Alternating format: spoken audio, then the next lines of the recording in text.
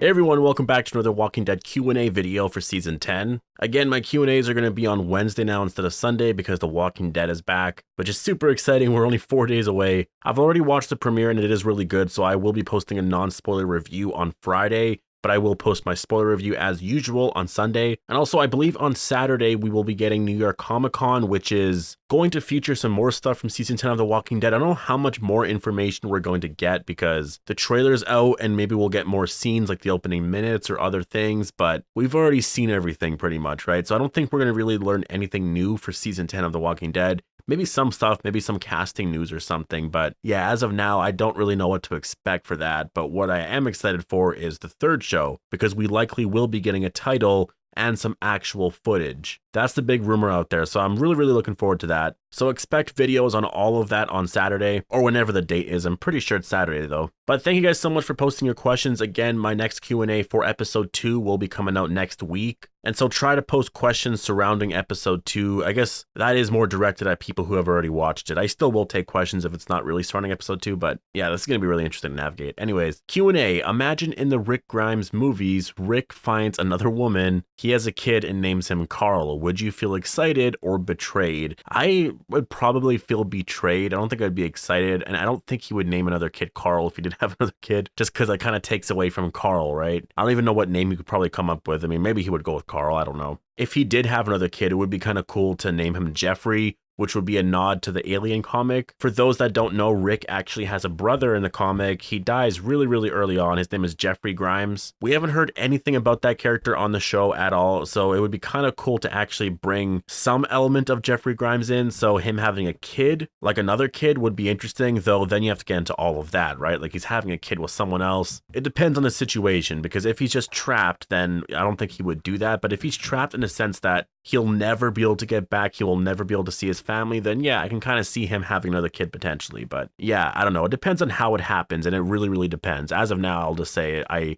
would feel betrayed. Q&A, other than Ryan Hurst, who could you see as Beta? My vote, Jason Momoa. Jason Momoa, I guess, could play that role. I guess he definitely has the build and the hair for it. I would like Kane Hodder. That would be really awesome. Obviously, he plays Jason Voorhees, or Tyler Mane. I know a lot of people wanted him to play that. Tyler Mane in that role would be really amazing, but I do prefer Ryan Hurst overall. He was not on my radar when we were thinking of people who to play Beta. Like, when they announced his casting, I was like, wait, what? Who's that? And then the first thing I thought of was, whoa, that's the guy from Bates Motel. So yeah, I don't know. I think they cast Beta perfectly. I can't see anyone else playing that role, but if I could pick, I'd probably go with like Tyler Mane or Kane Hodder. Q&A, how do you think Morgan would be dealing with the Whisperers if he was still on the show? I love your videos, by the way. Thank you very much. I think if Morgan was still on the show, he would probably be helping them, to be honest. He probably would have helped them with the Whisperer Pike moment. I don't know. That guy right now, he just wants to help everyone, so I wouldn't put it past him to help out a Whisperer. Like, he will just help them skin someone or something. Q&A, what big thing do you think will happen at the end of the premiere? Also, do you think it's Whisperer related? Well, I've already seen the episode, but yeah, I can't really answer that without getting into spoilers, but it's a really awesome moment. I promise you, it's a really awesome moment, and just, it makes me so excited for episode 3. Not 2, because 2 is going to be a Whisperer episode, which sucks, really sucks, because when that moment happens, it's like you want to see what happens to that, or happens with that in episode 2, and we gotta wait 2 weeks. Q&A, do you think Alexandria has become what Deanna wanted it to become?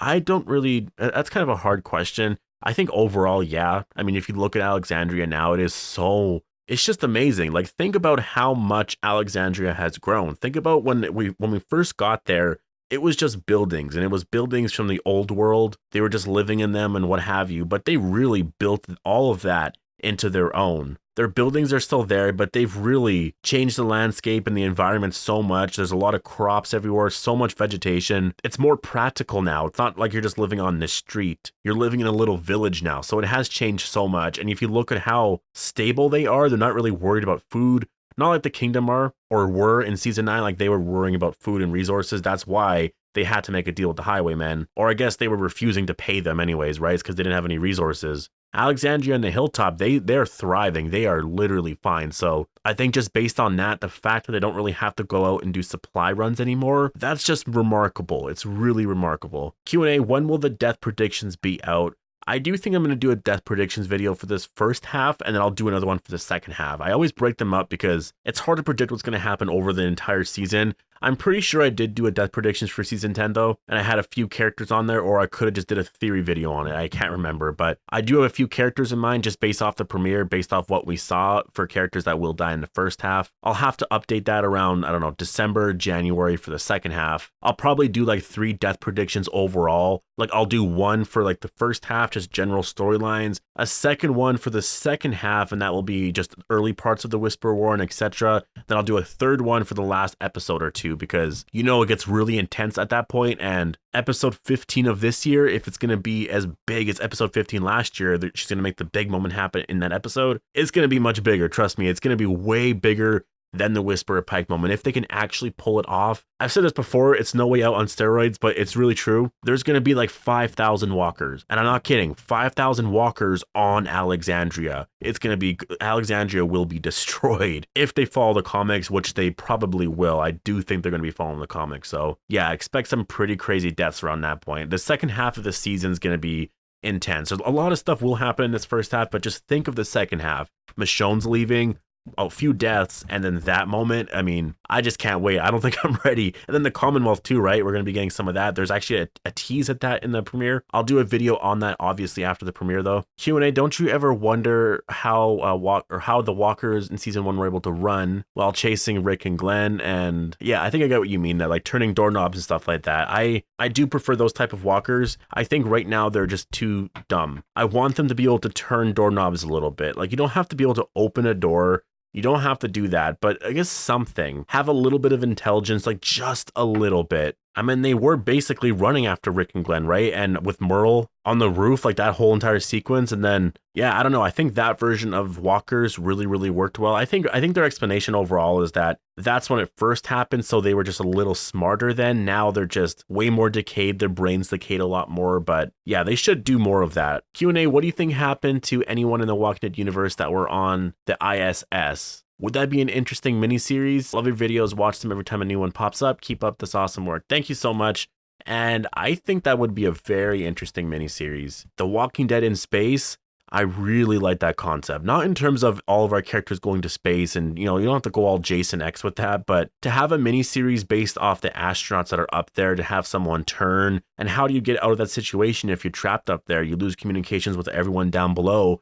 What happens to you up there? Do you just die, or do you find a way to get down? It'd be really cool if they actually did it and it looked like that person or whoever was on there was going to die, but then in the end, they actually find a way to get down. That would be amazing. Yeah, I would love that as a miniseries. Q&A, what's the one thing in the show that keeps you loyal to the Walking Dead series? The one thing with this show, I think that makes me keep watching, I mean, for one, it's the characters. I love these characters so much. But two, I think as of lately with Angela Kang, it's just the exciting moments that keep popping up. It's the original story. Again, I mentioned this in a video yesterday or 2 days ago or whatever, but the premiere has like 90 to 95% original material. It's crazy. It's completely brand new material. Yes, there's like this overall thing where it's, you can kind of place where it is in the comic, but overall it is very different. And that just, those new storylines combined with the characters and how original the show feels right now, it's really exciting. I think that's why I pushed through season 7 and 8 was I wasn't too interested overall in the environments and what was happening with the story because nothing happened. The story pacing was incredibly slow. You would have characters in one place for like an episode or two and you wouldn't see them for like 3 episodes later or something. What pushed me through all that was the characters, because obviously I love these characters. Now, when you consider what happened in the premiere of season 10 and stuff that happened in season 9, it's like so much happens within an episode. It's crazy. Combine that with these incredible characters,